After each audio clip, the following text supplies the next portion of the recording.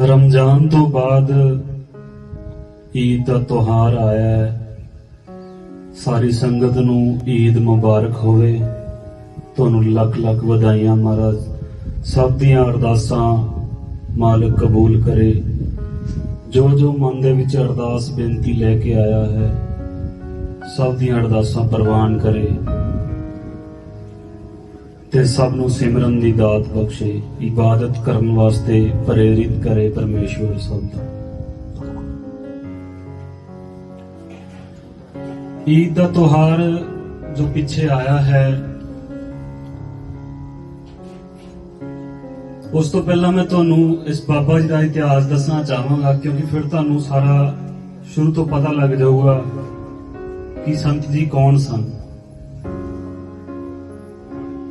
महाराज जी का नाम काशिफ साहिब सी। कला काशिफ कहा जाता सी। ये उच्च शरीफ दे वासी सन। उच्च शरीफ बहावलपुर दे कोल है, लहंदे पंजाब दे विच, पाकिस्तान दे अंदर। उत्थों ये इधर आने वास्ते फरीद जी नूं मिलन करके इस एरिया दे विच आए सन 1234 दे विच। उस वक्त साडी इस रियासत का नाम तौसियाना सी, जो बाद दे विच जाके टहाना बनी, टहाने तो बाद टोहाना बनी। संत जी जदों फरीद साहब नूं हांसी मिलने वास्ते आए, 3 बार बाबा फरीद जी काशिफ साहब नूं नहीं मिले। जदों चौथी बार चिल्ले दे विचों बाहर निकलिया, महाराज जी ने काशिफ साहब दे आके मोढे ते हथ मारिया, आ वली आ गए। महाराज जी ने उठ के जवाब दिता, साहिब मेरा नाम काशिफ है, मेरा नाम वली नहीं। तां फरीद साहब बोले, रब दी भाल दे विच ब्याह ना कराना, इन्नी दूर चल के साडे पिछे आना वलियां तो घट नहीं। अज तो तेरा नाम काशिफ वली हसन है। जिथे तू आया है उथे रह, उथे इबादत कर, तेनू परमेश्वर की प्राप्ति होवेगी। तो मैं तेनू मिल के जावांगा। संत जी उन्हां दे वचन मन के इस स्थान ते आके इबादत करन लगे। फरीद साहब उस तो बाद अजमेर शरीफ तो होंदे होए फरीदकोट होके पाकपतन दे रस्ते पंजाब दे विच चले गए। पाकपतन दे विच उन्हां दा रोजा शरीफ है, जिथे जाके उन्होंने आखिरी सवास लए फरीद साहब ने। आपदे गुरु दी उड़ीक दे विच काशिफ साहब अज भी इत्थे ही बैठे हन। ना जाने किस भुल दे कारण फरीद साहब नूं दोबारा मिल नहीं सके। उन्हां दी उड़ीक दे विच 1234 तो लैके 954 साल हो गए। जदों तक शरीर रहा उदों भी इबादत की, जदों रूह का रूप हो गए उदों भी इबादत की। सिर्फ एक ही उड़ीक दे विच कि फरीद साहब आणगे, उन्हां दे दर्शन होणगे। एक बार दा वाक्या है कि फरीद साहब जी नूं काशिफ साहब जी ने पूछा, इबादत किन्नी करदा है? तो काशिफ साहब जी बोले, महाराज जिन्नी तुसी करवा सकते हो उन्नी ही करदा। कई बार सानू कोई पूछता है भी तुसी किन्नी की सेवा करते हो या किन्ना क सिमरन करते हो, असी बड़ा हुब के दसदे हां, क्योंकि मन दे विच ऐ हुंदा भी मेरा पता लगे मैं तड़के 2 बजे उठदा हाँ, 2 घंटे सिमरन करदा हाँ। अज सिमरन ते सेवा सिर्फ विखावे तक सीमित रह गई है, जो ये चीज नहीं होनी चाहिए सी। सेवा का लाहा इस करके ही सानू नहीं मिल रहा कि असी विखावा कर रहे हैं। सिमरन का लाहा इस करके नहीं मिल रहा कि असी विखावा कर रहे हैं। उस तो बाद ईद नेड़े तेड़े सी, ਕਾਸ਼ੀ ਸਾਹਿਬ ਜੀ ਮਹਾਰਾਜ ਨੇ ਫਰੀਦ ਸਾਹਿਬ ਨੂੰ ਕਿਹਾ, ਮਹਾਰਾਜ ਜੀ ਈਦ ਕਿੱਦਾਂ? ਮਹਾਰਾਜ ਜੀ ਈਦ ਕਿੱਦਾਂ? ਕਹਿਣ ਦਾ ਮਤਲਬ ਇਹ ਸੀ, ਫਰੀਦ ਸਾਹਿਬ ਨੂੰ ਕਾਸ਼ੀ ਸਾਹਿਬ ਪੁੱਛ ਰਹੇ ਸੀ ਈਦ ਕਦੋਂ ਹੈ। ਸਾਹਿਬ ਸਰਕਾਰ ਕੁਰਸੀ ਦੇ ਦਿਓ ਭਾਈ, ਬਿਠਾ ਦਿਓ। ਨਹੀਂ ਕੁਰਸੀ ਲੈ ਦਿਓ, ਚੱਲ ਜਿੱਥੇ ਇਹਨਾਂ ਦੀ ਮਰਜ਼ੀ ਹੈ ਬਿਠਾਓ। ਜਿਹੜੇ ਸਾਡੇ ਹਿੰਦੂ ਵੀਰ ਭਰਾ ਬੈਠੇ, ਇਹਨਾਂ ਨੂੰ ਪੰਜਾਬੀ ਸਮਝ ਆ ਰਹੀ ਹੈ ਸਾਰਿਆਂ ਨੂੰ?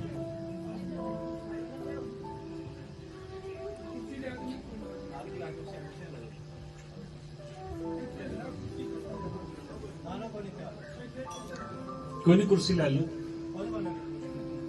बैठो।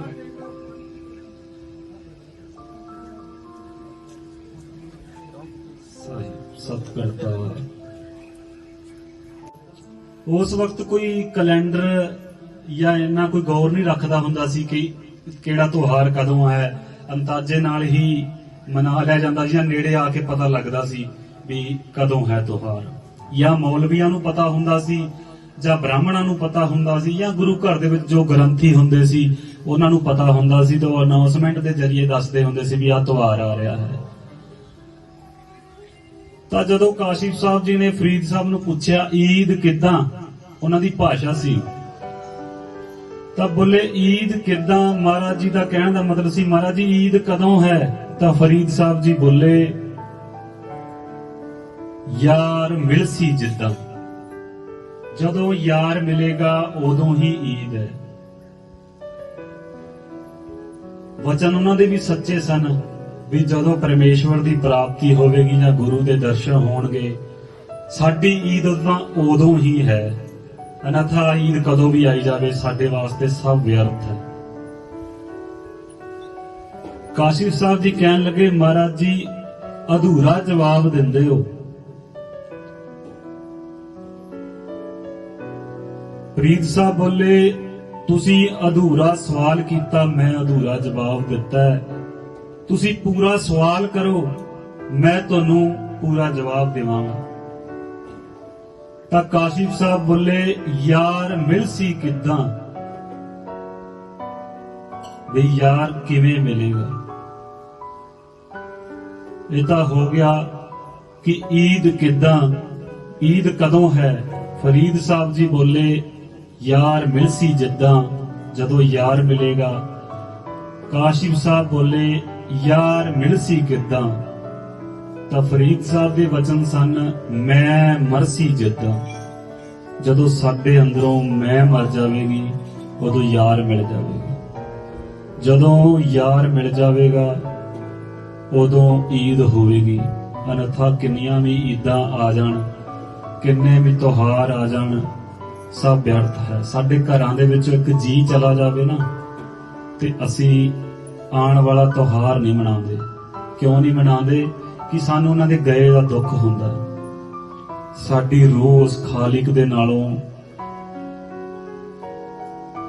ਜਨਮਾਂ ਜਨਮਾਂ ਤੋਂ ਵਿਛੜੀ ਹੋਈ ਹੈ। ਫਿਰ ਵੀ ਅਸੀਂ ਕੋਸ਼ਿਸ਼ ਨਹੀਂ ਕਰ ਰਹੇ ਕਿ ਸਿਮਰਨ ਕਰਕੇ ਅਸੀਂ ਉਹਦੇ ਦੁਆਰੇ ਬੈਠ ਕੇ ਇੱਕ ਘੜੀ ਅੱਧੀ ਘੜੀ ਹਾਜ਼ਰੀ ਤਾਂ ਲਾਈਏ, ਲੇਕਿਨ ਸਾਡੇ ਅੰਦਰ ਦੇ ਮਨ ਦੇ ਲਾਲਚ, ਸਵਾਰਥ ਸਿਰਫ ਸਾਨੂੰ ਮੰਗਣ ਤੱਕ ਹੀ ਸੀਮਤ ਰੱਖਿਆ। ਅਸੀਂ ਦਾਤਾਂ ਮੰਗੀਆਂ, ਦਾਤ ਨਹੀਂ ਮੰਗੀ।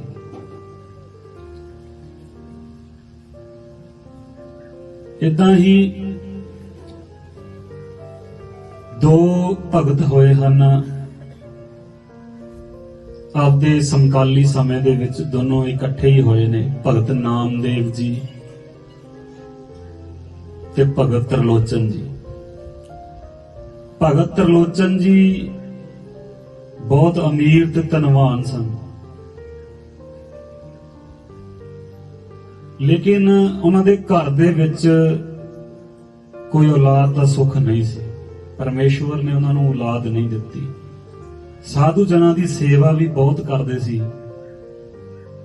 ਤੇ ਭਗਤ ਨਾਮਦੇਵ ਜੀ ਅੰਤਾਂ ਦੇ ਗਰੀਬੀ ਦੇ ਵਿੱਚੋਂ ਨਿਕਲ ਕੇ ਸਿਰਫ ਤੇ ਸਿਰਫ ਇਬਾਦਤ ਤੇ ਹੀ ਜ਼ੋਰ ਰੱਖਿਆ, ਉਸ ਪਰਮੇਸ਼ਵਰ ਦਾ, ਪ੍ਰਭੂ ਦਾ ਨਾਮ ਹੀ ਜਪਿਆ।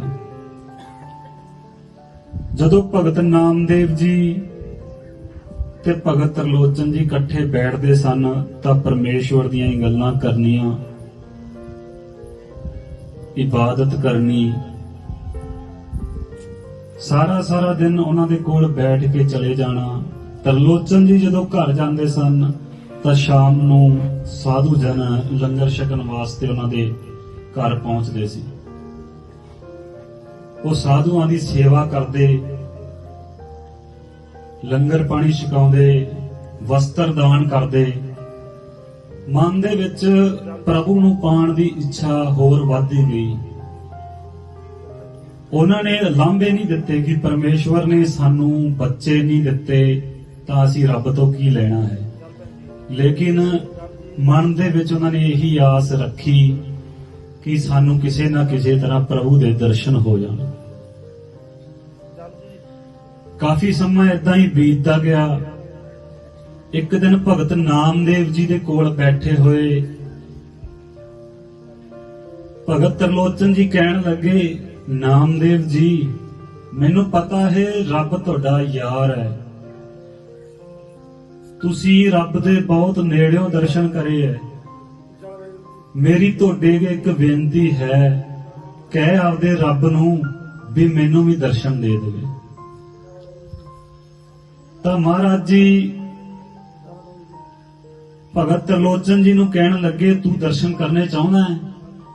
ਕਹਿੰਦਾ, ਮਹਾਰਾਜ ਜੀ ਦਰਸ਼ਨ ਕਰਨੇ ਚਾਹੁੰਦਾ ਹਾਂ, ਤਾਂ ਹੀ ਮੈਂ ਤੁਹਾਡੇ ਅੱਗੇ ਸਵਾਲ ਰੱਖਿਆ ਕਿ ਕਹਿ ਆਪਦੇ ਰੱਬ ਨੂੰ ਕਿ ਕਿਤੇ ਸਾਨੂੰ ਵੀ ਦਰਸ਼ਨ ਦੇ ਦੇਵੇ। ਤਾਂ ਭਗਤ ਨਾਮਦੇਵ ਜੀ ਨੇ ਕਿਹਾ, ਰੱਬ ਨੂੰ ਪਾਣ ਵਾਸਤੇ ਬਹੁਤ ਸਿਮਰਨ ਕਰਨਾ ਪੈਂਦਾ ਹੈ। ਤਾਂ ਤਰਲੋਚਨ ਜੀ ਕਹਿਣ ਲੱਗੇ, ਮਹਾਰਾਜ ਮੈਂ ਸਿਮਰਨ ਤਾਂ ਬਹੁਤ ਕਰਦਾ ਹਾਂ, ਸੇਵਾ ਵੀ ਬਹੁਤ ਕਰਦਾ ਹਾਂ। ਨਾਮਦੇਵ ਜੀ ਬੋਲੇ, ਚਲੋ ਕੋਈ ਸਮਾਂ ਆਏਗਾ ਜਦੋਂ ਮਹਾਰਾਜ ਜੀ ਪ੍ਰਭੂ ਮੈਨੂੰ ਦਰਸ਼ਨ ਦੇਣਗੇ, ਉਸ ਵਕਤ ਮੈਂ ਤੁਹਾਡੀ ਬੇਨਤੀ ਉਹਨਾਂ ਦੇ ਅੱਗੇ ਜ਼ਰੂਰ ਰੱਖਾਂਗਾ।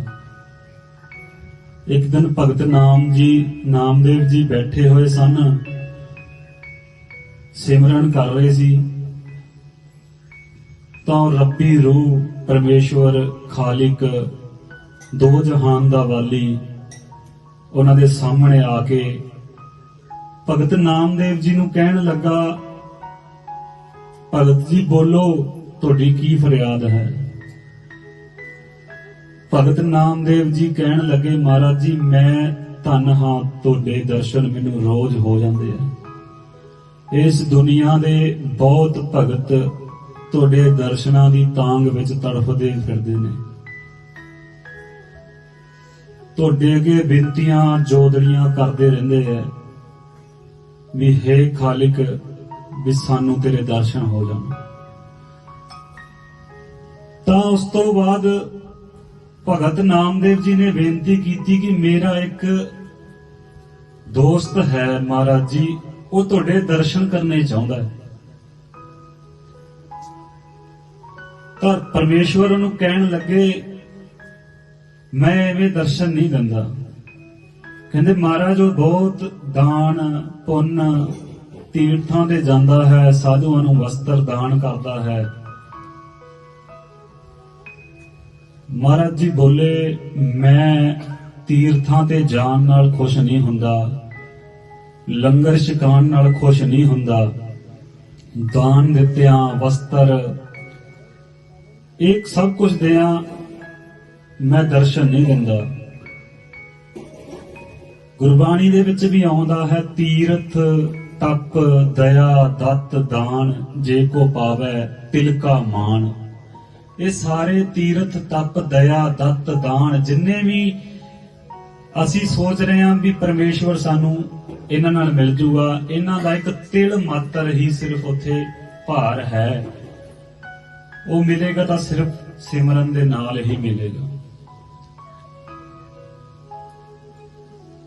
ਭਗਤ ਨਾਮਦੇਵ ਜੀ ਪ੍ਰਭੂ ਨੂੰ ਕਹਿਣ ਲੱਗੇ, ਮਹਾਰਾਜ ਜੀ ਮੈਂ ਤੁਹਾਡੇ ਅੱਗੇ ਜੋਦੜੀ ਕਰਦਾ ਹਾਂ, ਇੱਕ ਭਗਤ ਹੋਣ ਦੇ ਨਾਤੇ ਅਰਦਾਸ ਕਰ ਰਿਹਾ ਹਾਂ ਤੁਸੀਂ ਤਰਲੋਚਨ ਜੀ ਨੂੰ ਦਰਸ਼ਨ ਦਿਓ। ਤਾਂ ਕਹਿਣ ਲੱਗੇ ਭਗਤ ਨਾਮਦੇਵ ਜੀ, ਮੈਂ ਭਗਤਾਂ ਦੀ ਮੋੜਦਾ ਨਹੀਂ। ਅਸੀਂ ਕਿਸੇ ਮੰਦਰ ਮਸੀਤ ਜਾਂ ਗੁਰੂ ਘਰ ਦੇ ਵਿੱਚ ਪਾਠੀ ਸਿੰਘ ਕੋਲ ਜਾਂਦੇ ਹਾਂ, ਉਹ ਅਰਦਾਸ ਬੇਨਤੀ ਕਰਦਾ ਹੈ। ਉਹ ਗੁਰੂ ਘਰਾਂ ਦੇ ਮੰਦਰਾਂ ਦੇ ਪੁਜਾਰੀ ਉਹਦੇ ਭਗਤ ਹਨ। ਅਸੀਂ ਆਪਾਂ ਸਾਰੇ ਉਹਨਾਂ ਨੂੰ ਭਗਤ ਹੀ ਮੰਨਦੇ ਹਾਂ, ਚਾਹੇ ਅੰਦਰ ਉਹਨਾਂ ਦੇ ਕੁਝ ਵੀ ਹੋਵੇ, ਚਾਹੇ ਉਹ ਨੌਕਰੀ ਤੇ ਲੱਗਦੇ ਨੇ ਜਾਂ ਮਾਇਆ ਦਾ ਲਾਲਚ ਰੱਖਦੇ ਨੇ, ਲੇਕਿਨ ਸਾਡੀ ਨਿਗਾਹ ਦੇ ਵਿੱਚ ਉਹ ਭਗਤ ਹੀ ਨੇ। ਅਸੀਂ ਉਹਨਾਂ ਕੋਲ ਅਰਦਾਸਾਂ ਬੇਨਤੀਆਂ ਜੋਦੜੀਆਂ ਕਰਵਾਉਂਦੇ ਹਾਂ ਵੀ ਸਾਡਾ ਕੰਮ ਬਣ ਜਾਵੇ। ਤਾਂ ਭਗਤ ਨਾਮਦੇਵ ਜੀ ਬੇਨਤੀ ਕਰਨ ਲੱਗੇ, ਪ੍ਰਭੂ ਤੁਸੀਂ ਤਰਲੋਚਨ ਜੀ ਨੂੰ ਦਰਸ਼ਨ ਜ਼ਰੂਰ ਦਿਓ। ਤਾਂ ਪ੍ਰਭੂ ਕਹਿਣ ਲੱਗੇ, ਨਾਮਦੇਵ ਜੀ ਮੈਂ ਤੁਹਾਡੀ ਬੇਨਤੀ ਕਬੂਲ ਕਰਦਾ ਹਾਂ, ਭਗਤਾਂ ਦੀ ਮੈਂ ਮੋੜ ਨਹੀਂ ਸਕਦਾ। ਜਾਂ ਕਹਿ ਦੀ ਆਪਦੇ ਯਾਰ ਨੂੰ ਮੈਂ ਆਵਾਂਗਾ, ਮੈਨੂੰ ਪਛਾਣ ਲਵੇਗਾ। ਮੈਂ ਸਭ ਦੇ ਕੋਲ ਹੀ ਹੁੰਦਾ ਹਾਂ, ਲੇਕਿਨ ਮੈਨੂੰ ਕੋਈ ਪਹਿਚਾਣਦਾ ਨਹੀਂ। ਮੈਂ ਕਿਸੇ ਤੋਂ ਵੀ ਦੂਰ ਨਹੀਂ ਜਾਂਦਾ, ਇੱਕ ਘੜੀ ਵੀ ਮਨੁੱਖ ਤੋਂ ਮੈਂ ਪਾਸੇ ਨਹੀਂ ਹਾਂ, ਉਹਨਾਂ ਦੇ ਹੱਥ ਤੋਂ ਵੀ ਮੈਂ ਨੇੜੇ ਹਾਂ। ਸਾਡਾ ਹੱਥ ਕਿੰਨੀ ਦੂਰ ਹੈ, ਇਸ ਤੋਂ ਵੀ ਪ੍ਰਭੂ ਦੱਸਦੇ ਆ ਵੀ ਮੈਂ ਨੇੜੇ ਹਾਂ, ਹੱਥ ਪੈ ਨੇੜੇ। ਕਹਿ ਦੀ ਆਪਦੇ ਯਾਰ ਨੂੰ ਮੈਂ ਆਉਂਗਾ, ਮੈਨੂੰ ਪਛਾਣ ਲਵੇਗਾ।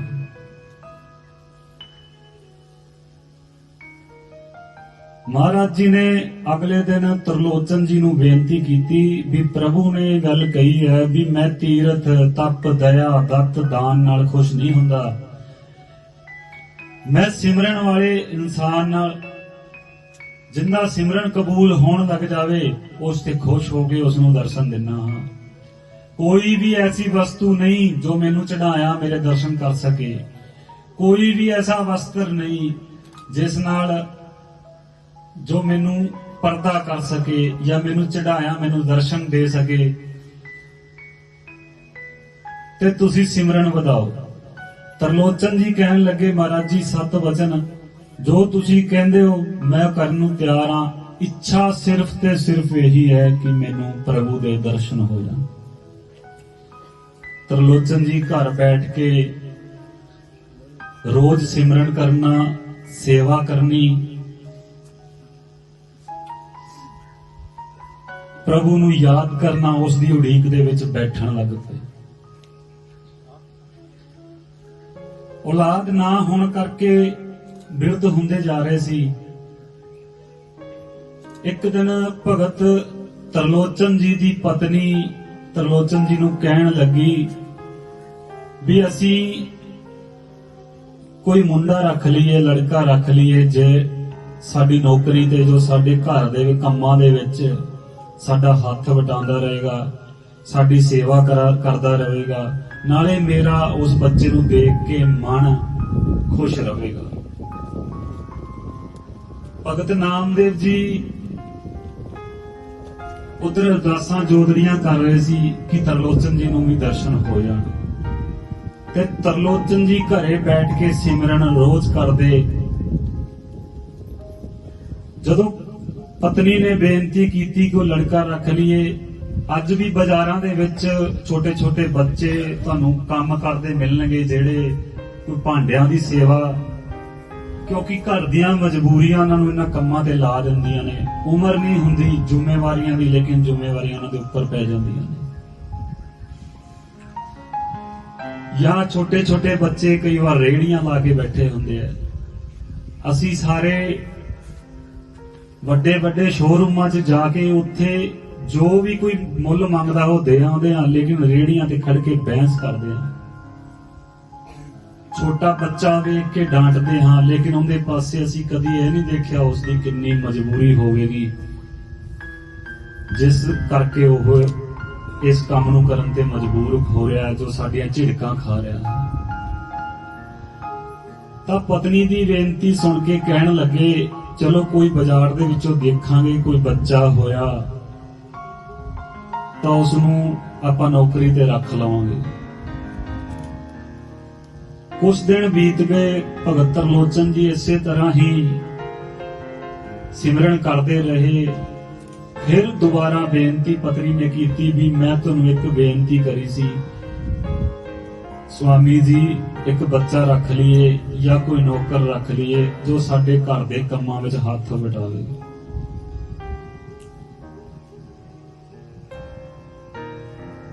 इन्नी ही देर दे विच घर दे दरवाजे दे अगे आके एक लड़का बौना रूप परमेश्वर खुद धार के उन्हां दे दरवाजे आण खड़ा,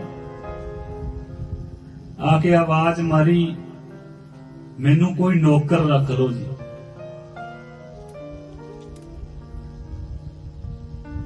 संत व्याख्यान करते हुण साईं ने होका मारिया, कोई नौकर रख लो जी, कोई नौकर रख लो जी।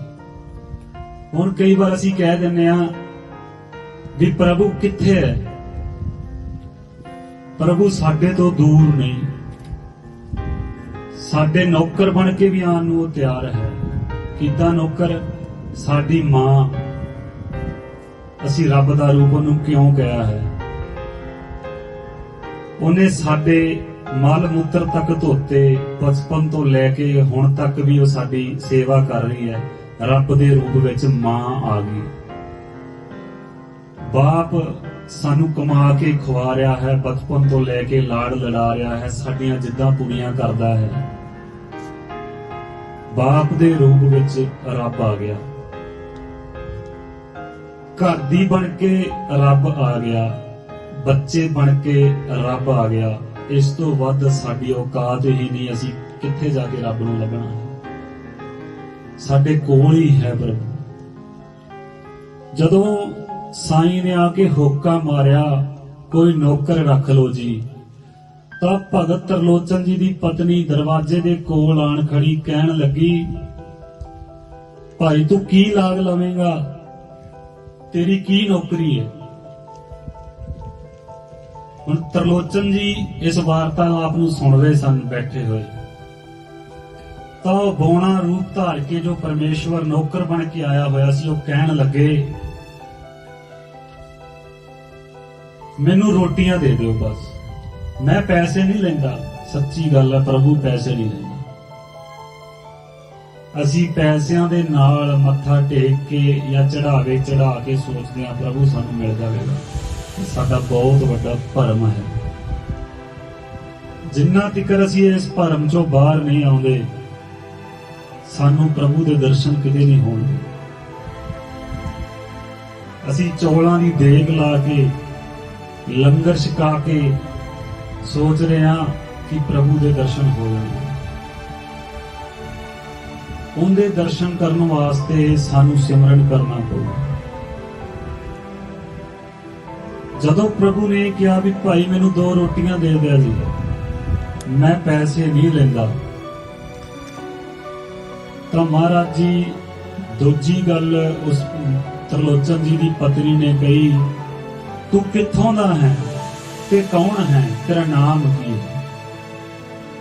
तो भगत तरलोचन जी अंदर बैठ के बड़े खुश हो रहे सी भी मेरी पत्नी एक बच्चे नूं पुछ रही है, चलो नौकर साडे घर ही आ गया।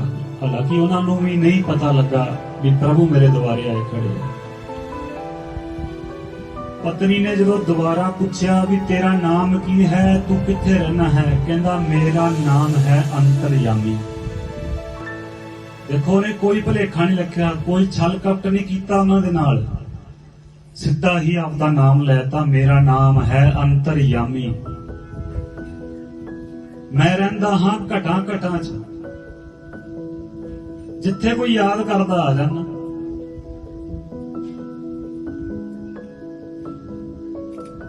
तां पत्नी ने गल सुन के कहा, मैं तेनू अज तो नौकर कर दियां, तू आ जा, घर आ जा अंदर। तां परमेश्वर रूप ओ नौकर बोलन लगा, अंदर मैं आ जाना, मेरियां भी 2 शर्तां ने, मेरियां 2 शर्तां ने, जे तुसी ओ कबूल करोगे तो मैं अंदर आ जाऊं। वो कहने लगी, बोल की शर्तां ने? ਤਾਂ ਪਰਮੇਸ਼ਵਰ ਬੋਲੇ, ਮੇਰੀ ਥਾਲੀ ਦੇ ਵਿੱਚ ਤੂੰ 2 ਰੋਟੀਆਂ ਰੱਖਦੀ ਚਾਹੇ 4 ਰੋਟੀਆਂ ਰੱਖਦੀ, ਇੱਕ ਵਾਰ ਹੀ ਰੱਖਣੀਆਂ ਨੇ, ਵਾਰ-ਵਾਰ ਰੋਟੀਆਂ ਨਹੀਂ ਰੱਖਣੀਆਂ। ਉਹ ਪਤਨੀ ਉਹਨਾਂ ਦੀ ਕਹਿਣ ਲੱਗੀ, ਜੇ ਮੈਂ ਵਾਰ-ਵਾਰ ਰੱਖਾਂ, ਜੇ ਤੂੰ ਵਾਰ-ਵਾਰ ਰੱਖੇਗੀ ਮੈਂ ਵਾਰ-ਵਾਰ ਖਾਈ ਜਾਊਂਗਾ, ਜਿੰਨੀਆਂ ਰੱਖੇਗੀ ਉਨੀਆਂ ਹੀ ਖਾਈ ਜਾਊਂਗਾ। ਮੈਂ ਤੈਨੂੰ ਇੱਕ ਹੀ ਬੇਨਤੀ ਕਰਦੀ ਵੀ ਇੱਕ ਵਾਰ ਮੇਰੀ ਥਾਲੀ ਦੇ ਵਿੱਚ ਰੋਟੀ ਰੱਖ ਦੇਣੀ ਹੈ, ਦੁਬਾਰਾ ਰੋਟੀ ਨਹੀਂ ਰੱਖਣੀ। ਉਹ ਕਹਿਣ ਲੱਗੀ, ਮੈਨੂੰ ਇਹ ਸ਼ਰਤ ਮਨਜ਼ੂਰ ਹੈ। ਦੂਜੀ ਪਰਮੇਸ਼ਵਰ ਕਹਿਣ ਲੱਗੇ, ਮੇਰੀ ਨਿੰਦਿਆ ਨਾ ਕਰੀ। ਸੱਚੀ ਗੱਲ ਹੈ, ਨਿੰਦਿਆ ਵਾਲੇ ਤੋਂ ਕੋਹਾਂ ਦੂਰ ਚਲਾ ਜਾਂਦਾ ਪ੍ਰਭੂ। ਮਹਾਰਾਜ ਜੀ ਗੁਰਬਾਣੀ 'ਚ ਫਰਮਾਉਂਦੇ ਨੇ, ਔਖਦ ਸੱਪੇ ਕੀਤੀਆਂ ਨਿੰਦਕ ਕਾ ਦਾਰੂ ਨਹੀਂ।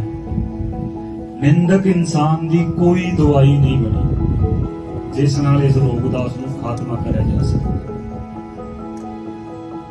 ਮੇਰੀ ਨਿੰਦਿਆ ਨਾ ਕਰਿਓ। ਜਿਸ ਦਿਨ ਤੁਸੀਂ ਮੇਰੀ ਨਿੰਦਿਆ ਕੀਤੀ, ਮੈਂ ਤੁਹਾਡਾ ਘਰ ਛੱਡ ਕੇ ਚਲਾ ਜਾਵਾਂ।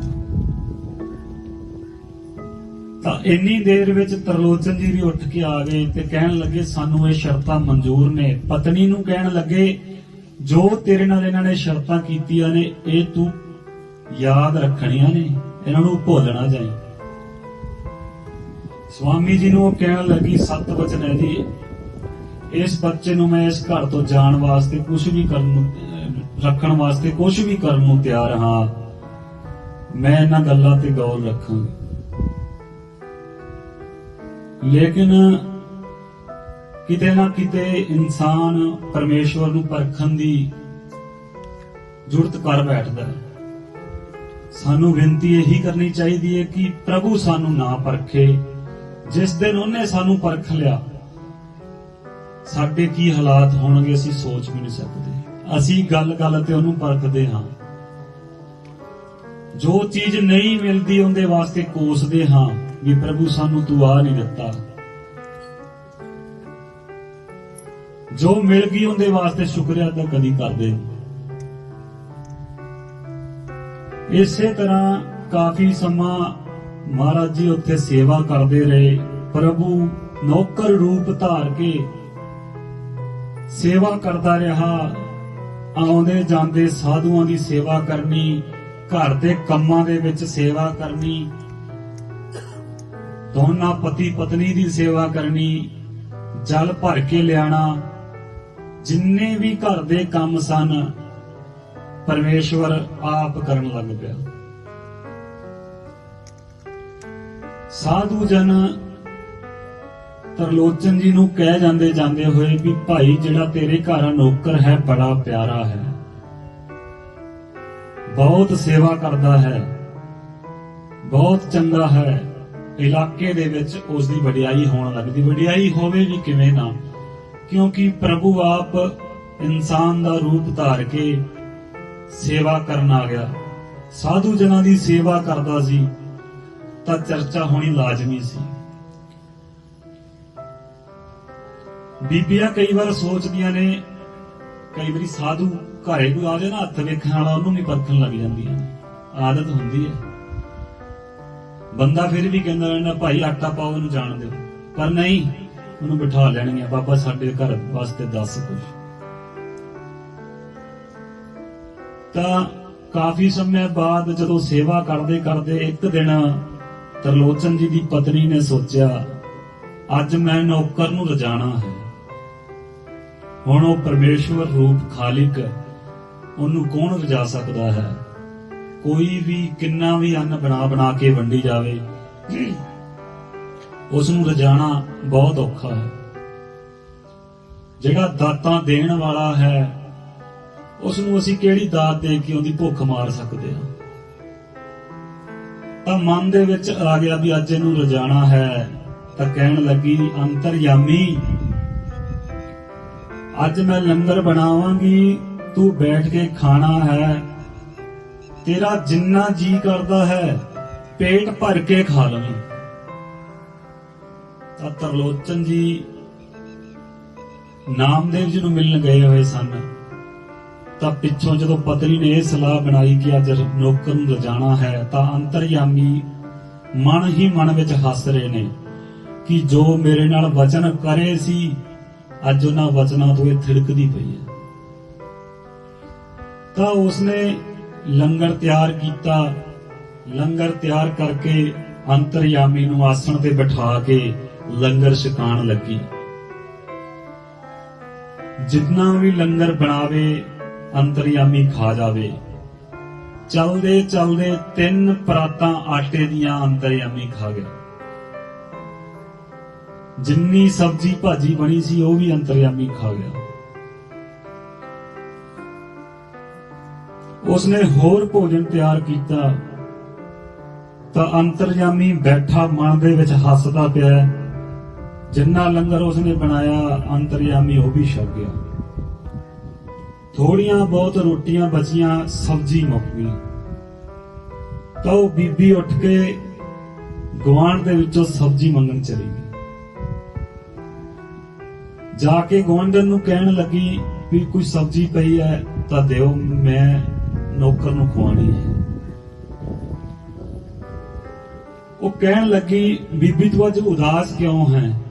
ਕੀ ਗੱਲ ਅੱਜ ਸਾਧੂ ਜ਼ਿਆਦਾ ਆਏ ਹੋਏ ਸੀ ਜਿਹੜਾ ਤੂੰ ਅੱਜ ਮੇਰੇ ਘਰੇ ਸਬਜ਼ੀ ਮੰਗਣ ਆ ਗਈ? ਅੱਗੇ ਤਾਂ ਕਦੀ ਤੁਹਾਡੇ ਘਰ ਦੇ ਵਿੱਚ ਥੋੜਾ ਹੀ ਨਹੀਂ ਹੈ।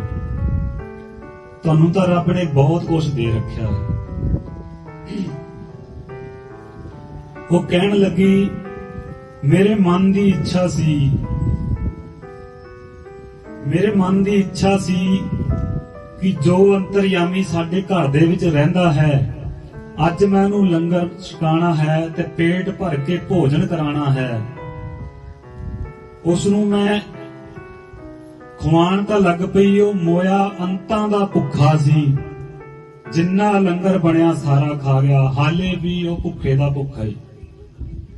ਨਿੰਦਿਆ ਹੋ ਗਈ, ਦੋਨੋਂ ਵਚਨਾਂ ਤੋਂ ਮੁਨਕਰ ਹੋ ਗਈ, ਦੋਨੇ ਵਚਨ ਤੋੜ ਬੈਠੀ। ਅੰਤਰਯਾਮੀ ਜੋ ਪ੍ਰਭੂ ਰੂਪ ਖੁਦ ਹੀ ਰੂਪ ਧਾਰ ਕੇ ਨੌਕਰ ਦਾ ਆਏ ਹੋਏ ਸਨ, ਉਹ ਘਰੇ ਬੈਠੇ ਹੱਸ ਰਹੇ ਐ। ਦੋਨੇ ਵਚਨਾਂ ਤੋਂ ਇਹ ਮੁਨਕਰ ਹੋ ਗਈ ਤਾਂ ਪ੍ਰਭੂ ਉਥੋਂ ਅਲੋਪ ਹੋ ਗਿਆ। ਅਲੋਪ ਹੋਣ ਤੋਂ ਬਾਅਦ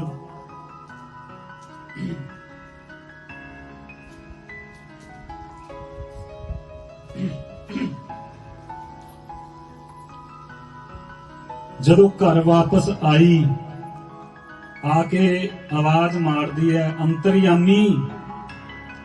ਉਹ ਅੰਤਰਯਾਮੀ ਹੋਵੇ ਤਾਂ ਬੋਲੇ। ਅੰਤਰਯਾਮੀ ਉਸ ਘਰ ਨੂੰ ਛੱਡ ਕੇ ਅਲੋਪ ਹੋ ਗਈ। ਬੈਠ ਕੇ ਵਿਰਲਾਪ ਕਰਨ ਲੱਗ ਪਈ।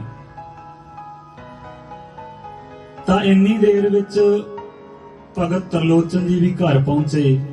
ਆ ਕੇ ਕਹਿਣ ਲੱਗੇ, ਉਦਾਸ ਕਿਉਂ ਹੈ? ਤਾਂ ਉਹ ਬੋਲੀ, ਅੰਤਰਯਾਮੀ ਸਵੇਰ ਦਾ ਲੱਭ ਨਹੀਂ ਰਿਹਾ, ਪਤਾ ਨਹੀਂ ਕਿੱਥੇ ਚਲਾ ਗਿਆ।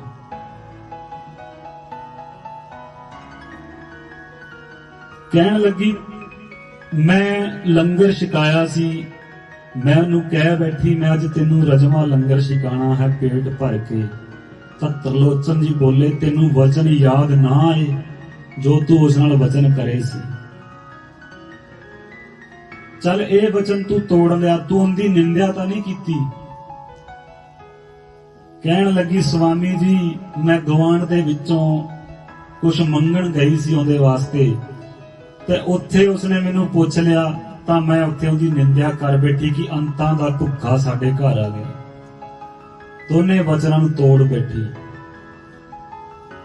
ਤਾਂ ਭਗਤ ਨਾਮਦੇਵ ਜੀ ਕੋਲ ਕੁਝ ਦਿਨ ਬਾਅਦ ਜਦੋਂ ਵਾਪਸ ਗਏ ਤਾਂ ਤਰਲੋਚਨ ਜੀ ਨੂੰ ਕਹਿਣ ਲੱਗੇ, ਪ੍ਰਭੂ ਤੇਰੇ ਘਰ ਆਏ ਸੀ, ਮਾਲਕ ਨੇ ਮੈਨੂੰ ਦਰਸ਼ਨ ਦਿੱਤੇ ਆ। ਤਾਂ ਉਹ ਕਹਿੰਦੇ ਸੀ ਵੀ ਮੈਂ ਤਰਲੋਚਨ ਦੇ ਘਰ ਗਿਆ ਸੀ, 1 ਸਾਲ 3 ਮਹੀਨੇ ਮੈਂ ਸੇਵਾ ਕਰਕੇ ਆਇਆ ਹਾਂ, ਲੇਕਿਨ ਉਹ ਮੈਨੂੰ ਪਹਿਚਾਨ ਨਹੀਂ ਸਕਿਆ।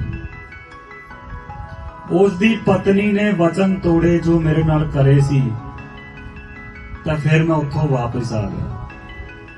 ਤਾਂ ਤਰਲੋਚਨ ਜੀ ਨੂੰ ਇੱਕਦਮ ਝਟਕਾ ਲੱਗਾ ਕਿ ਪ੍ਰਭੂ ਨੌਕਰ ਰੂਪ ਧਾਰ ਕੇ ਸਾਡੀ 1 ਸਾਲ 3 ਮਹੀਨੇ ਸੇਵਾ ਕਰਦਾ ਰਿਹਾ, ਮੈਂ ਉਹਨੂੰ ਪਹਿਚਾਨ ਨਾ ਸਕਿਆ।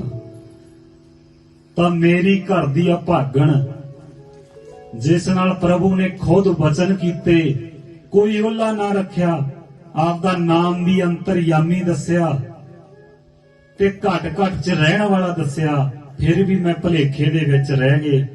ਦੋਨੋਂ ਜਣੇ ਇਸੇ ਭੁਲੇਖੇ 'ਚ ਰਹੇ ਕਿ ਉਹ ਨੌਕਰ ਹੈ। ਇਸੇ ਤਰ੍ਹਾਂ ਉਸ ਤੋਂ ਬਾਅਦ ਉਹਨਾਂ ਨੇ ਵਿਰਲਾਪਮਈ ਬਾਣੀ ਉਚਾਰਨ ਕੀਤੀ, ਆਪਦੀ ਪਤਨੀ ਨੂੰ ਬੜਾ ਕੋਸਿਆ ਵੀ ਤੇਰੇ ਕਰਕੇ ਪ੍ਰਭੂ ਸਾਡੇ ਤੋਂ ਦੂਰ ਚਲੇ ਗਏ। ਮੇਰੇ ਕਹਿਣ ਦਾ ਭਾਵ ਇਹ ਸੀ, ਸੰਗਤ ਨੂੰ ਮੈਂ ਬੇਨਤੀ ਇਸ ਗੱਲ ਦੀ ਕਰ ਰਿਹਾ ਹਾਂ, ਕਦੀ ਪ੍ਰਭੂ ਨੂੰ ਪਰਖੋ ਨਾ, ਕਦੇ ਵੀ ਕਿਸੇ ਭਗਤ ਨੂੰ ਪਰਖੋ ਨਾ।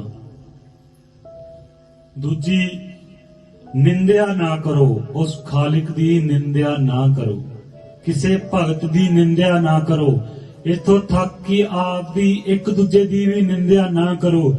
ਨਿੰਦਿਆ ਐਸਾ ਰੋਗ ਹੈ ਜਿਸ ਦੇ ਨਾਲ ਸਾਨੂੰ ਈਰਖਾ, ਦਵੈਸ਼, ਗੁੱਸਾ, ਲਾਲਚ, ਅਨੇਕ ਪ੍ਰਕਾਰ ਦੇ ਰੋਗ ਪੈਦਾ ਹੋ ਕੇ ਹੋਰ ਲੱਗ ਜਾਂਦੇ ਹੈ।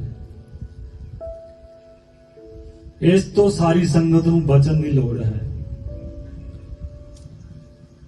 ਦੂਜਾ, ਸਾਡਾ ਕੰਮ ਹੈ ਉਸ ਮਾਲਿਕ ਦੇ ਅੱਗੇ ਅਰਦਾਸ ਕਰਨਾ, ਕੁਛ ਦੇਵੇ ਨਾ ਦੇਵੇ ਉਸ ਦੀ ਮਰਜ਼ੀ ਹੈ। ਕਈ ਵਾਰੀ ਇਨਸਾਨ ਸੋਚਦਾ ਹੈ ਵੀ ਬਾਬਾ ਜੀ ਤਾਂ ਕਹਿ ਦਿੰਦੇ ਹੈ ਵੀ ਉਸ ਦੀ ਮਰਜ਼ੀ ਹੈ, ਸਿੱਧੀ ਸਾਡੀ ਅਰਦਾਸ ਨਹੀਂ ਕਰਦੇ ਵੀ ਸਾਨੂੰ ਮਿਲ ਜਾਵੇ। ਕਈ ਵਾਰ ਕੋਈ ਚੀਜ਼ ਨਾ ਮਿਲਣ 'ਚ ਹੀ ਭਲਾ ਹੁੰਦਾ ਹੈ। ਅਗਰ ਅਸੀਂ ਘਰ ਦੇ ਵਿੱਚ ਜਿੰਨਾ ਕੁ ਸਾਡੇ ਕੁਛ ਘਰ ਦੇ ਵਿੱਚ ਹੁੰਦਾ ਹੈ, ਉਸ ਦੇ ਹੁੰਦਿਆਂ ਸੁਣਦਿਆਂ ਖੁਸ਼ ਨਹੀਂ ਹਾਂ। ਆਪਦੇ ਤੋਂ ਵੱਡੇ ਨੂੰ ਦੇਖ ਕੇ ਕਈ ਵਾਰੀ ਮਨ ਦੇ ਵਿੱਚ ਆਉਂਦਾ ਹੈ, ਫਲਾਣਾ ਬਹੁਤ ਸੁਖੀ ਹੈ, ਫਲਾਣੇ ਕੋਲ ਬਹੁਤ ਧਨ ਹੈ, ਫਲਾਣੇ ਦੇ ਕੋਲ ਬਹੁਤ ਐਸੇ ਸਾਧਨ ਹਨ ਕਿ ਜਿਨ੍ਹਾਂ ਨਾਲ ਉਹ ਆਨੰਦ ਮਾਣ ਰਿਹਾ ਹੈ। ਆਨੰਦ ਮਾਣਨ ਦਾ ਮਤਲਬ ਇਹ ਨਹੀਂ ਹੈ ਕਿ ਪ੍ਰਭੂ ਦੀ ਉਸ ਦੇ ਉੱਤੇ ਕਿਰਪਾ ਹੈ। ਇਸ ਲਈ ਮੈਂ ਤੁਹਾਨੂੰ ਇੱਕ ਕਹਾਣੀ ਸੁਣਾਉਣ ਆਇਆ। ਜਾਨਵਰ ਦੇ ਰੂਪ ਦੇ ਵਿੱਚ ਦੋ ਇੱਕ ਹੀ ਮਾਂ ਦੀ ਕੁੱਖੋਂ ਪੈਦਾ ਹੋਏ ਬੱਕਰੇ ਸਨ। ਇੱਕ ਘਰ ਦੇ ਵਿੱਚ ਬੱਕਰੇ ਵੀ ਸਨ ਤੇ ਸੂਰ ਸੀ। ਤਾਂ ਅਚਾਨਕ ਹੀ ਉਹਨਾਂ ਨੂੰ ਤਾਂ ਪੱਠੇ ਪਾ ਦਿੱਤੇ ਜਾਣ ਤੇ ਸੂਰ ਦੀ ਇੰਨੀ ਸੇਵਾ ਹੋਏ ਕਿ ਉਹਨੂੰ ਮਾਸ ਵੀ ਲਿਆ ਕੇ ਪਾਇਆ ਜਾਵੇ, ਸੂਰ ਨੂੰ ਨਵਾਇਆ ਧਵਾਇਆ ਜਾਵੇ, ਚੰਗਾ ਚੰਗਾ ਭੋਜਨ ਛਕਾਇਆ ਜਾਵੇ। ਤੇ ਬੱਕਰਿਆਂ ਦੇ ਮਨ ਦੇ ਵਿੱਚ ਜਿਹੜਾ ਛੋਟਾ ਸੀ, ਉਹਦੇ ਮਨ 'ਚ ਆਇਆ, ਆਪਦੇ ਭਾਈ ਨੂੰ ਕਹਿਣ ਲੱਗਾ ਵੀ ਦੇਖ, ਸਾਡੇ ਨਾਲ ਤਾਂ ਇਹ ਸੂਰ ਚੰਗਾ ਹੈ, ਇਹਦੀ ਕਿੰਨੀ ਸੇਵਾ ਹੁੰਦੀ ਹੈ। ਸੁਖ ਮੰਨਣ ਦਾ ਮਤਲਬ ਇਹ ਨਹੀਂ ਕਿ ਪ੍ਰਭੂ ਉਹਦੇ ਤੇ ਖੁਸ਼ ਹੈ। ਕਾਫੀ ਸਮਾਂ ਗੁਜ਼ਰਿਆ, ਵੱਡਾ ਭਰਾ ਕਹਿਣ ਲੱਗਾ ਜੋ ਆਪਾਂ ਨੂੰ ਮਿਲ ਰਿਹਾ ਹੈ ਤੂੰ ਉਸ ਤੇ ਸੰਤੁਸ਼ਟ ਰਹਿ, ਉਸ ਪ੍ਰਭੂ ਤੇ ਕਿੰਤੂ ਪਰੰਤੂ ਨਾ ਕਰ। ਜੋ ਜਿਸ ਨੂੰ ਦੇ ਰਿਹਾ ਹੈ ਉਹ ਠੀਕ ਕਰ ਰਿਹਾ ਹੈ।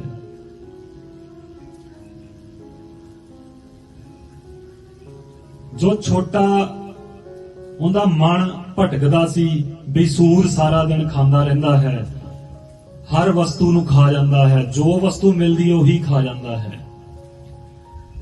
ਤਾਂ ਅਚਾਨਕ ਇੱਕ ਦਿਨ ਕਸਾਈ ਨੂੰ ਬੁਲਾ ਕੇ ਸੂਰ ਨੂੰ ਚੰਗੀ ਤਰ੍ਹਾਂ ਨਵਾ ਧਵਾ ਕੇ ਉਸ ਨੂੰ ਮਾਰ ਦਿੱਤਾ ਗਿਆ, ਕਿਉਂਕਿ ਈਦ ਦਾ ਤਿਉਹਾਰ ਆਉਣ ਵਾਲਾ ਸੀ ਜਾਂ ਕੋਈ ਵੀ ਐਸਾ ਤਿਉਹਾਰ ਆਉਣ ਵਾਲਾ ਸੀ ਜਦੋਂ ਉਹਦੀ ਜ਼ਰੂਰਤ ਪੈਣੀ ਸੀ, ਤਾਂ ਸੂਰ ਨੂੰ ਵੱਢ ਦਿੱਤਾ ਗਿਆ। ਤਾਂ ਵੱਡਾ ਭਾਈ ਕਹਿਣ ਲੱਗਾ ਦੇਖ, ਖਵਾਣ ਪਿਆਣ ਦਾ, ਨਵਾਉਣ ਦਾ ਇਹ ਮਤਲਬ ਨਹੀਂ ਸੀ, ਇਹਦੀ ਸੇਵਾ ਕਰਨ ਦਾ ਮਤਲਬ ਇਹ ਨਹੀਂ ਸੀ ਕਿ ਪ੍ਰਭੂ ਇਹਨੂੰ ਸਭ ਕੁਝ ਦੇ ਰਿਹਾ ਹੈ, ਦੇਖ ਇਹਦੇ ਨਾਲ ਕਿੰਨਾ ਮਾੜਾ ਹੋਇਆ। ਕਈ ਵਾਰ ਸੁੱਖਾਂ ਦੇ ਵਿੱਚ ਬੰਦਾ ਇੰਨਾ ਆਲਸੀ ਹੋ ਜਾਂਦਾ ਹੈ, ਆਪਦਾ ਪਾਣੀ ਦਾ ਗਲਾਸ ਵੀ ਨਹੀਂ ਚੁੱਕ ਸਕਦਾ। ਗਰੀਬ ਤਬਕਾ ਕੰਮ ਕਰਦਾ ਹੈ, ਸਾਡੇ ਤੋਂ ਸੁਖੀ ਹੈ। जिन्ना धन दौलत जिन्ने साधन ज्यादा हुंदे आ साडे कोल असीं उन्ने ही बीमार ते दुखी हुंदे आ, क्योंकि असीं आपदे शरीर नूं प्रभु दे दित्ते होए सुखां दे विच इन्ने मगन हो जाने हां कि आपदे आप नूं आलसी बना लेने।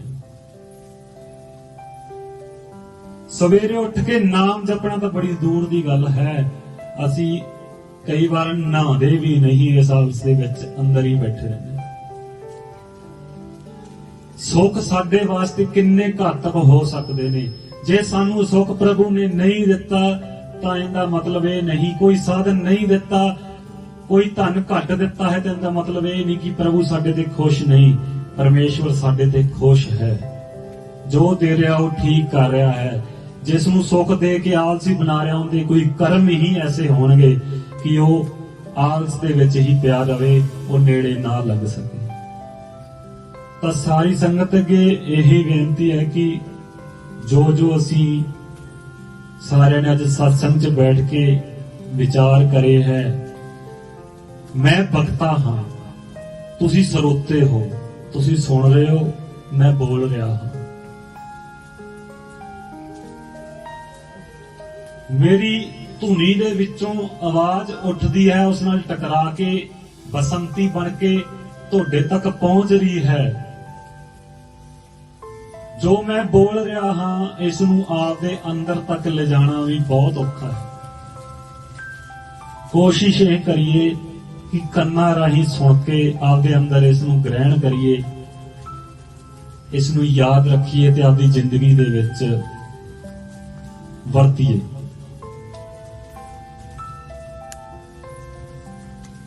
तुहाडा बहुत धन्नवाद है कि तुसी सत्संग च बैठ के विचार सुने।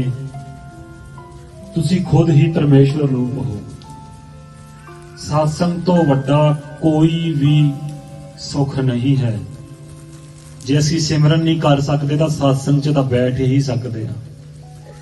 एक बोल भी अगर असीं सुन लिया, साडे हिरदे दे विच वस गया, शायद ओह बोल ही सानू परमेश्वर नाल मिला देवे। दूजी बेनती यह है कि आने वाले कुछ दिनों दे विच भंडारा होण जा रहा है बाबा जी दे दरबार ते, जो सालाना हर साल मनाया जाता है। 1 तरीक नूं रात का जगराता होएगा, 2 तरीक का भंडारा होएगा। जो सेवादार ने सेवा करनी चाहते ने वो 3 दिन लगातार सेवा लवाणगे।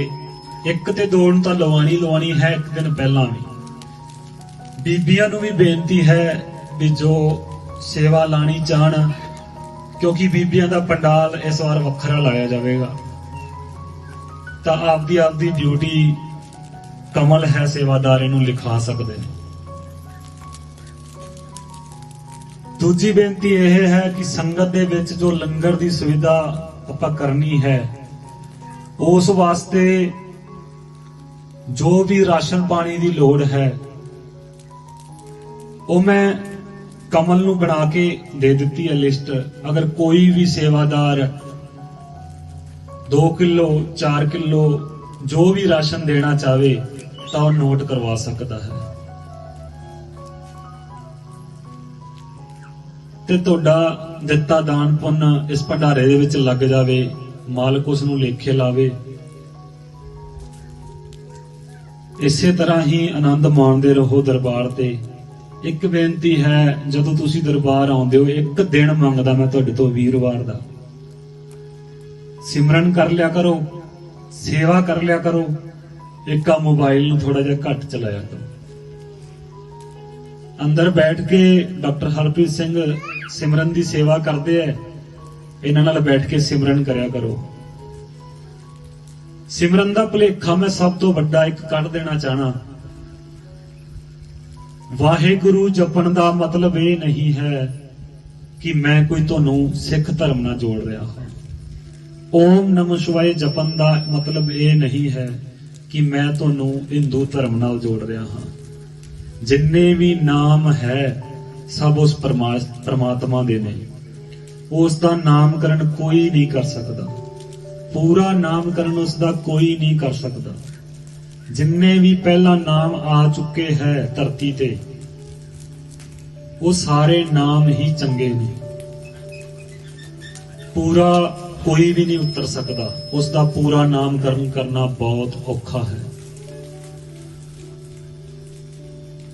ਮੇਰੀ ਜ਼ਿੰਦਗੀ ਦੇ ਵਿੱਚ ਜੋ ਮੈਨੂੰ ਨਾਮ ਸ਼ਬਦ ਤੋਂ ਮਿਲਿਆ ਹੈ, ਮਾਲਕਾਂ ਨੇ ਮੈਨੂੰ ਇੱਕ ਨਾਮ ਸ਼ਬਦ ਦਿੱਤਾ ਹੈ। ਕਿਉਂਕਿ ਮੇਰੀ ਜ਼ਿੰਦਗੀ ਦੇ ਵਿੱਚ ਮੈਂ ਕਈ ਵਾਰ ਕੋਈ ਆ ਕੇ ਪੁੱਛਦਾ ਹੈ ਨਾ, ਬਾਬਾ ਦੀ ਗੱਦੀ ਕਿਵੇਂ ਮਿਲੀ ਹੈ ਤੁਹਾਨੂੰ, ਤਾਂ ਮੈਂ ਉਹਨਾਂ ਨੂੰ ਬੇਨਤੀ ਕਰਦਾ ਹੁੰਦਾ, ਮੈਂ ਦਾਰੂ ਪੀਂਦਾ ਸੀ। ਸੱਚੀ ਗੱਲ ਹੈ ਜੀ। ਜੇ ਝੂਠ ਬੋਲਦੇ ਹਾਂ, ਮੈਂ ਜਪ ਕਰਦਾ ਰਿਹਾ ਹਾਂ, ਮੈਂ ਤਪ ਕਰਦਾ ਰਿਹਾ, ਤਾਂ ਉਸ ਤੇ ਲੋਕ ਵਿਸ਼ਵਾਸ ਕਰਦੇ। ਮੈਂ ਖੁਦ ਆਪਣੇ ਮੂੰਹ ਤੋਂ ਕਬੂਲ ਕਰਦਾ ਹਾਂ ਕਿ ਮੈਂ ਇੱਕ ਵਿਕਾਰਾਂ ਦੇ ਵਿੱਚ ਉਲਝਿਆ ਹੋਇਆ ਇਨਸਾਨ ਸੀ। ਜਦੋਂ ਮੈਨੂੰ ਸੰਤਾਂ ਦੇ ਦਰਸ਼ਨ ਹੋਏ ਹੈ, ਤਾਂ ਮੈਂ ਅੱਜ ਤੁਹਾਡੇ ਸਾਹਮਣੇ ਬੈਠਾ ਹੋਇਆ। ਮੇਰੀ ਰੂਹ ਕੁਝ ਹੋਰ ਹੈ, ਸਰੀਰ ਕੁਝ ਹੋਰ ਹੈ। ਜੋ ਮੇਰੀ ਅਵਸਥਾ ਬਣੀ ਹੈ ਉਸ ਨਾਮ ਸ਼ਬਦ ਤੋਂ ਹੀ ਬਣੀ ਹੈ। ਜੋ ਨਾਮ ਸ਼ਬਦ ਮੈਨੂੰ ਪਰਮੇਸ਼ਵਰ ਨੇ ਦਿੱਤਾ, ਜੋ ਇਹਨਾਂ ਸੰਤਾਂ ਨੇ ਮੈਨੂੰ ਦਾਨ 'ਚ ਦਿੱਤਾ। ਬਹੁਤ ਸਾਰੇ ਗੁਰੂਆਂ, ਰਹਿਬਰਾਂ ਨੇ, ਧਰਮ ਦੇ ਠੇਕੇਦਾਰਾਂ ਨੇ ਇਸ ਨਾਮ ਸ਼ਬਦ ਤੋਂ ਓਹਲਾ ਰੱਖਿਆ ਹੈ। ਮੈਂ ਕਿਸੇ ਧਰਮ ਦਾ ਨਾਮ ਨਹੀਂ ਲੈਣਾ ਚਾਹੁੰਦਾ। ਨਾਮ ਸ਼ਬਦ ਦੇ ਕੇ ਕਹਿੰਦੇ ਐ ਵੀ ਇਹ ਤੂੰ ਕਿਸੇ ਨੂੰ ਦੱਸੀ ਨਾ। ਜੇ ਤੂੰ ਦੱਸਿਆ, ਤੈਨੂੰ ਤਾਂ ਇਹ ਫਾਇਦਾ ਨਹੀਂ ਕਰੂਗਾ, ਨਾ ਕਿਸੇ ਹੋਰ ਨੂੰ ਕਰੇਗਾ। ਜਿੰਨਾ ਤਿੱਕਰ ਗੁਰੂ ਕੋਲੋਂ ਬੈਠ ਕੇ ਅਸੀਂ ਅਰਦਾਸ ਨਹੀਂ ਕਰਵਾਉਂਦੇ, ਚਲੋ ਨਾਮ ਸ਼ਬਦ ਨਹੀਂ ਜਪਦੇ, ਉਹਨਾਂ ਤਿੱਕਰ ਤਾਂ ਮੰਨਣੇ ਹਾਂ ਫਾਇਦਾ ਨਹੀਂ। ਪਰ ਨਾਮ ਨੂੰ ਲੁਕਾਉਣ ਦਾ ਕੋਈ ਮਤਲਬ ਨਹੀਂ। ਧੰਨ ਗੁਰੂ ਨਾਨਕ ਸਾਹਿਬ ਆਏ, ਉਹਨਾਂ ਨੇ ਵਾਹਿਗੁਰੂ ਦਾ ਉਚਾਰਨ ਕੀਤਾ, ਸਾਰੀ ਦੁਨੀਆ ਵਾਸਤੇ ਆਮ ਹੀ ਕੀਤਾ। ਸਤ ਕਰਤਾਰ ਦਾ ਸਿਮਰਨ ਦਾ ਨਾਰਾ ਲਾਇਆ ਤਾਂ ਸਾਰੀ ਦੁਨੀਆ 'ਚ ਆਮ ਹੀ ਕੀਤਾ। ਇਹ ਨਹੀਂ ਕਿਹਾ ਵੀ ਫਲਾਣਿਆ ਮੈਂ ਤੈਨੂੰ ਅੱਜ ਆ ਨਾਮ ਸ਼ਬਦ ਦੇਣ ਲੱਗਾ ਹਾਂ, ਤੂੰ ਅਗਾ ਨਹੀਂ ਦੱਸਣਾ। ਜੇ ਕੋਈ ਤੈਨੂੰ ਇਸ ਨਾਮ ਸ਼ਬਦ ਬਾਰੇ ਪੁੱਛੇ, ਉਹਨੂੰ ਗੁਰੂ ਨਾਲ ਜਾ ਕੇ ਜੋੜੀ ਤੇ ਉਸ ਤੋਂ ਨਾਮ ਸ਼ਬਦ ਦਵਾਈ, ਫਿਰ ਹੀ ਉਹ ਨਾਮ ਸ਼ਬਦ ਮਨਜ਼ੂਰ ਹੋਵੇਗਾ। ਲੇਕਿਨ ਮੈਨੂੰ ਅੱਜ ਸੰਤਾਂ ਨੇ ਹੁਕਮ ਦਿੱਤਾ ਸੀ ਕਿ ਜੋ ਦਾਨ 'ਚ ਮੈਂ ਤੈਨੂੰ ਦਿੱਤਾ ਸੀ, ਮੈਂ ਚਾਹੁੰਦਾ ਹਾਂ ਜਿਸ ਨਾਮ ਸ਼ਬਦ ਨਾਲ ਤੂੰ ਆਪਦਾ ਜੀਵਨ ਉੱਚਾ ਚੱਕਿਆ ਹੈ, ਉਸ ਨਾਮ ਸ਼ਬਦ ਨੂੰ ਸੰਗਤ ਦੇ ਵਿੱਚ ਖੁੱਲ੍ਹੇਆਮ ਕਰ ਦਿੱਤਾ ਜਾਵੇ। ਉਸ ਦਾ ਕੋਈ ਪਰਦਾ ਨਾ ਰੱਖਿਆ ਜਾਵੇ। ਕਿਸੇ ਨੇ ਇਸ ਨਾਮ ਸ਼ਬਦ ਦੀ ਚਲੋ ਬੈਠ ਕੇ ਸੰਤਾਂ ਦੇ ਅੱਗੇ ਅਰਦਾਸ ਕਰਵਾਣੀ ਹੋਵੇ, ਜੋ ਸਾਡਾ ਨਾਮ ਦਾਨ ਦੇਣ ਦਾ ਤਰੀਕਾ ਹੈ, ਉਸ ਨਾਲ ਨਾਮਦਾਨ ਲੈਣਾ ਹੋਵੇ, ਉਹ ਗੱਲ ਵੱਖਰੀ ਹੈ। ਲੇਕਿਨ ਜੋ ਉਹਨਾਂ ਦਾ ਨਾਮ ਸ਼ਬਦ ਹੈ, ਅੱਜ ਮੈਂ ਤੁਹਾਡੇ ਸਾਹਮਣੇ ਉਚਾਰਨ ਕਰਾਂਗਾ, ਤੁਸੀਂ ਉਹ ਆ ਕੇ ਬੈਠੋਗੇ, ਇੱਥੇ ਨਾਮ ਸ਼ਬਦ ਉਹ ਜਪੋਗੇ, ਤੁਹਾਡਾ ਆਤਮਾ ਤੋਂ ਪਰਮਾਤਮਾ ਤੱਕ ਦਾ ਸਫ਼ਰ ਘੱਟ ਹੋ ਜਾਵੇਗਾ। ਜੋ ਵੀ ਤੁਸੀਂ ਦਾਤਾ ਮੰਗੋਗੇ ਜਾਂ ਮਨ ਦੇ ਵਿੱਚ ਸ਼ਰਧਾ ਲੈ ਕੇ ਆਓਗੇ, ਇਹ ਸਿਮਰਨ ਲੈ ਕੇ ਜਾਪ ਕਰੋਗੇ ਇੱਥੇ ਬੈਠ ਕੇ, ਤਾਂ ਤੁਹਾਡਾ ਸਿਮਰਨ ਵੀ ਕਬੂਲ ਹੋਏਗਾ। ਤੁਹਾਨੂੰ ਇੱਥੋਂ ਖਾਲੀ ਵੀ ਨਹੀਂ ਜਾਣ ਦੇਊਗਾ। ਸਾਰੀ ਸੰਗਤ ਉਸ ਨਾਮ ਸ਼ਬਦ ਨੂੰ ਮੇਰੇ ਨਾਲ ਦੁਹਰਾਇਓ ਕਿ ਮੈਂ ਉਸ ਦਾ ਪਰਦਾ ਨਹੀਂ ਰੱਖਣਾ ਚਾਹੁੰਦਾ ਕਿ ਮੈਂ ਫਾਇਦਾ ਚੱਕ ਲਿਆ, ਕੋਈ ਹੋਰ ਨਾ ਚੱਕ ਸਕੇ। ਸਾਰੀ ਸੰਗਤ ਇਸ ਨਾਮ ਸ਼ਬਦ ਨੂੰ ਜ਼ਰੂਰ ਯਾਦ ਵੀ ਰੱਖਿਓ, ਜਿੰਨਾ ਹੋ ਸਕੇ ਜਾਪ ਵੀ ਕਰਿਓ। ਹਾਂ, ਅਰਦਾਸ ਕਰਵਾ ਕੇ ਸੰਤਾਂ ਦੇ ਲੜ ਲੱਗਣਾ ਹੈ, ਉਹ ਗੱਲ ਵੱਖਰੀ ਹੈ ਕਿ ਸੰਤ ਸੂਫੀ ਨੇ, ਸੂਫੀ ਮਤ ਦੇ ਨਾਲ ਤੁਸੀਂ ਜੁੜਨਾ ਹੈ, ਉਹ ਇੱਕ ਅਲੱਗ ਤਰੀਕਾ ਹੈ। ਅਗਰ ਤੁਸੀਂ ਜੁੜਨਾ ਚਾਹੋਗੇ, ਕਿਸੇ ਦੀ ਇੱਛਾ ਹੋਵੇਗੀ, ਮਾਤਾ ਦੀ, ਕਿਸੇ ਬਜ਼ੁਰਗ ਦੀ, ਕਿਸੇ ਭਾਈ ਦੀ ਇੱਛਾ ਹੋਵੇਗੀ, ਉਸ ਦੀ ਬੇਨਤੀ ਆਪਾਂ ਫਿਰ ਕਿਸੇ ਦਿਨ ਕਰਾਂਗੇ ਤੁਹਾਡੇ। ਉਹ ਨਾਮ ਸ਼ਬਦ ਦਾ ਉਚਾਰਨ ਇਹ ਹੈ, ਸਾਹਿਬ ਨਿਰੰਕਾਰ ਸੱਚਾ ਓ ਪਰਵਰਦਿਗਾਰ। ਸਾਹਿਬ ਨਿਰੰਕਾਰ ਸੱਚਾ ਓ ਪਰਵਰਦਿਗਾਰ। ਸਾਹਿਬ ਨਿਰੰਕਾਰ सच्चा ओ परवरदिगार साहिब निरंकार। सच्चा ओ परवरदिगार साहिब निरंकार। सच्चा ओ परवरदिगार। इस नाम शब्द ने मेरा जीवन एक विकारां दे विचों चक के बड़ा आनंदमय बना दिता। जो सहज अज अंदर है वो पहला नहीं सी। इस नाम शब्द का अर्थ यह है साहिब निरंकार।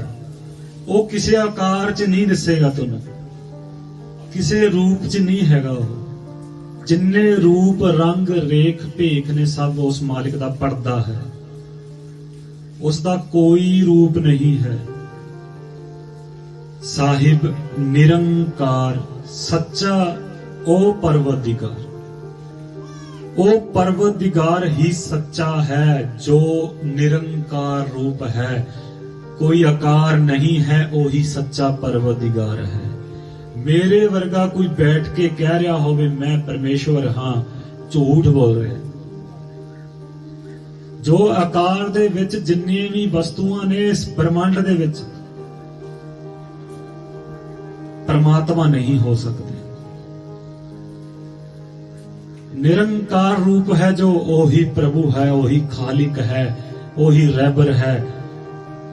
जे आकार दे विच कोई बैठा है परमेश्वर नहीं हो सकता। हो सकता भगत जरूर होवेगा, लेकिन लाड़ दे नाल कोई भगत नूं प्रभु कही जावे, चलो उस दी प्रभु वडियाई करवा रहा है। लेकिन भगत आपदे आप नूं परमात्मा कहे, वो बहुत बड़ा उसका भुलेखा है।